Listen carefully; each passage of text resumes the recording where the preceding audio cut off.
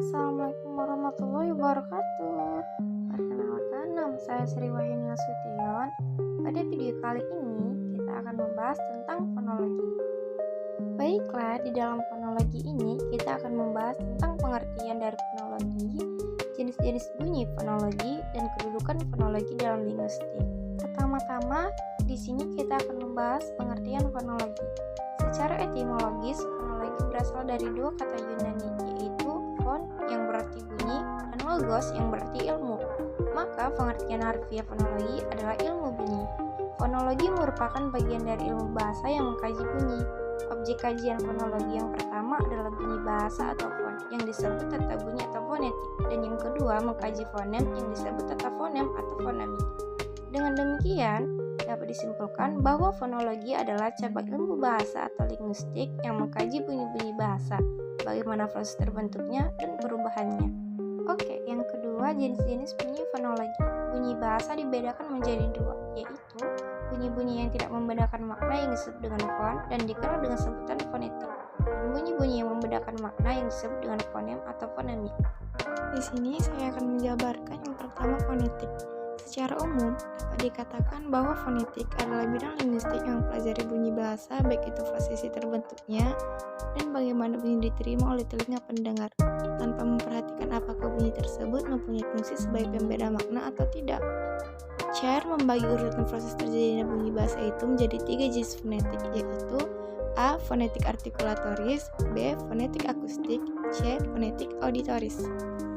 A. Fonetik artikulatoris. Fonetik artikulatoris atau fonetik organis atau fonetik fisiologi mempelajari bagaimana mekanisme alat-alat bicara manusia bekerja dalam menghasilkan bunyi bahasa serta bagaimana bunyi-bunyi itu diklasifikasikan.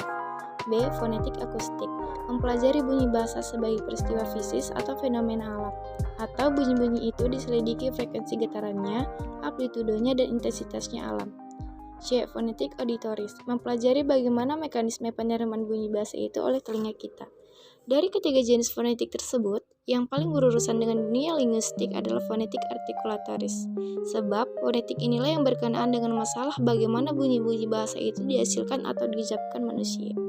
2. Fonemik. Fonemik dapat didefinisikan sebagai satuan bahasa terkecil yang bersifat fungsional, artinya satuan fonem memiliki fungsi untuk membedakan makna. Yang terakhir yaitu kedudukan fonologi dalam linguistik.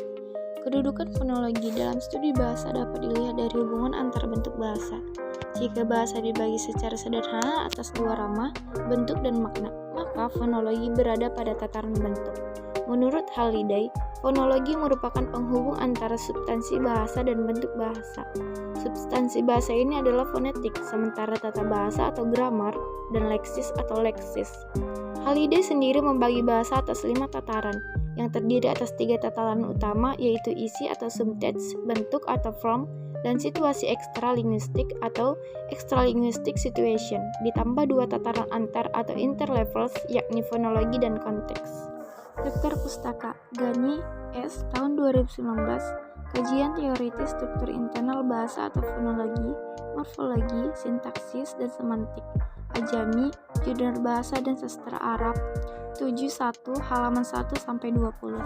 Mungkin cukup sekian yang dapat saya sampaikan, kurang dan janggalnya saya mohon maaf. Saya akhiri dengan salam. Wassalamualaikum warahmatullahi wabarakatuh.